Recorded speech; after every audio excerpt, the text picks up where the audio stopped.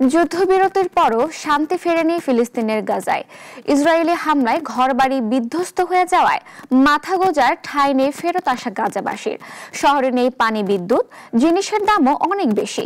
এদিকে যুদ্ধবিরতির শর্ত না মানলে আবারও গাজায় হামলার হুমকি দিয়েছেন ট্রাম্প। বিস্তারিত জানাচ্ছেন শাশ্বতী সরকার। যুদ্ধবিরতির পর গাজায় বোমাবর্ষণ থামলেও ফেরেনি শান্তি। ধ্বংস হয়ে যাওয়া বাড়িঘরে এখন ঠাঁই হয়েছে গাজাবাসীর। পানি, বিদ্যুৎ নেই, দ্রব্যমূল্যও আকাশ ছোঁয়া। অন্যদিকে চুক্তি অনুযায়ী ত্রাণ প্রবেশ করতে না দেওয়ায় তৈরি হয়েছে খাদ্য সংকট। যুদ্ধবিরতির পর থেকে প্রতিদিনই বন্দি বিনিময় করে আসছে হামাস ও ইসরায়েল। এর মধ্যেই হামাস মৃত জিম্মিদের ফেরত পাঠাতে দেরি করছে অভিযোগ এনে নির্ধারিত পরিমাণের অর্ধেক ত্রাণ গাজায় প্রবেশ করতে দেবে বলে জানিয়েছে ইসরায়েল।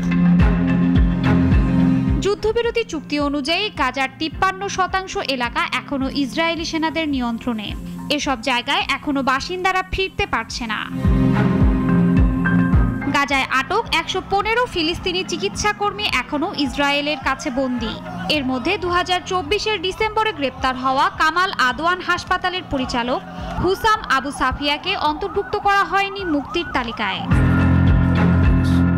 এদিকে হামাস যুদ্ধবিরতি চুক্তির শর্ত মানতে ব্যর্থ হলে গাজায় আবারও অভিযান চালানোর হুঁশিয়ারি দিয়েছেন মার্কিন প্রেসিডেন্ট ডোনাল্ড ট্রাম্প। ফলে আবারও অনিশ্চয়তার মুখে পড়েছে যুদ্ধবিরতি। We've been very soft. I wouldn't be that soft, I'll tell you that. Shashwati সরকার, নাগরিক।